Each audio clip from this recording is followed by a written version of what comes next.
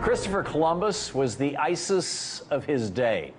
He justified rape, murder, and pillage with religion, and he funded his efforts with whatever he could steal. Today, while millions across America are celebrating Columbus Day, the city of Seattle is celebrating Indigenous Peoples Day. That's because last week the Seattle City Council unanimously passed a resolution to honor the contributions and cultures of Native Americans on the second Monday of October.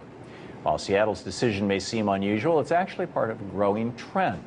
Many cities and states across the country have shifted away from celebrating Columbus Day, and that's because more and more Americans are learning the real history behind Christopher Columbus and his so-called discovery. First of all, Columbus didn't actually discover the Americas, despite what you may have been taught in elementary school. Thanks to archaeological evidence, we now know that there were many other groups from Europe who traveled to the Americas long before Columbus did. For example, back in the 10th century, the Vikings had settlements in what are now Greenland and Newfoundland. And DNA evidence proves that Polynesians came to South America almost a century before Columbus sailed the ocean blue. So Columbus's discovery of the Americas really wasn't a discovery at all. But enough about the discovery. Let's talk about the man himself and what he did to the indigenous people who he found when he arrived in the New World. When Columbus set sail in 1492, he was on the hunt for gold to bring back to Europe, and eventually landed on an island known as Hispaniola, which today is the home of the Dominican Republic and Haiti. Unfortunately, Columbus didn't discover much gold on Hispaniola, but he did find something as good as it, if not better: human beings, people. And Columbus thought that the indigenous people that he discovered would make great slaves. When Columbus discovered the Taino indigenous people of Hispaniola, he wrote back to the Spanish monarchs funding his voyage, saying that they are well built with good bodies and handsome features. They do not bear arms, and they do not know them. For I showed them a sword, they took it by the edge and cut themselves out of ignorance. They have no iron. Their spears are made of cane.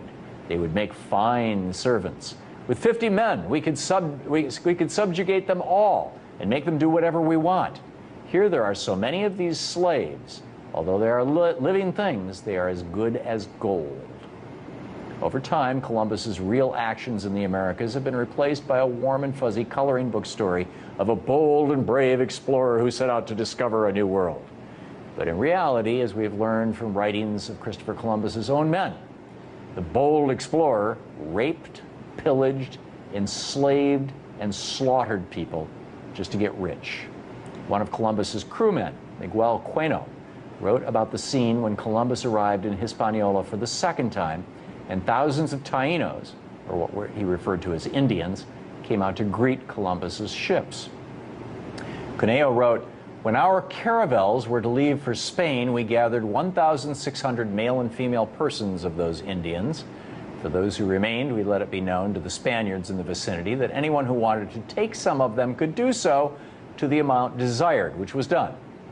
Queno also wrote that he took his own sex slave, a beautiful young girl, who, in his own words, quote, "resisted with all her strength," end quote, leaving him with no choice but to, quote, "thrash her mercilessly and rape her," end quote.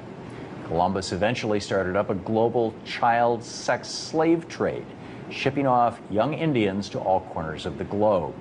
He even bragged about it to a friend in a letter written in 1500, saying that 100 castellanos, it's a Spanish coin, are as easily obtained for a woman as for a farm. And it is very general, and there are plenty of dealers who go about looking for girls. Those from 9 to 10 years old are now in demand. Under Columbus's rule, life for the Taino people became so bad that they resorted to mass suicide. 25 years after Columbus had arrived in Hispaniola, the Spanish missionary Pedro Córdoba wrote that as a result of the suffering and hard labor they endured, the Indians choose and have chosen suicide. Occasionally, 100 have committed mass suicide. The women, exhausted by labor, have shunned conception and childbirth. Many, when pregnant, have taken something to abort and have aborted. Others, after delivery, have killed their children with their own hands so as not to leave them in such oppressive slavery. Eventually, Columbus resorted to wiping out the Taino altogether.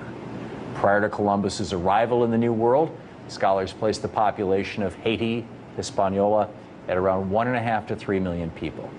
By 1496, it was down to 1.1 million, according to a census done by Bartholomew Columbus, Christopher Columbus's brother.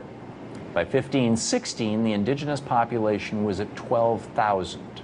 And by 1542, fewer than 200 natives were alive on Hispaniola.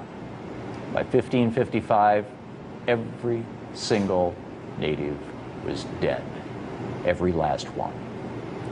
Knowing what we know now about Columbus's real intentions and actions, it's pretty ridiculous to be celebrating a man who didn't actually discover anything and who kicked off a genocide of historic proportions.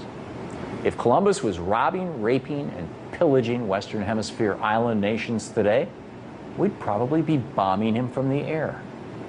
It's time to put the shameful history of Columbus and his enslavement and murder of Native Americans behind us, and instead start celebrating the indigenous peoples who called the Americas home long before Columbus ever set sail.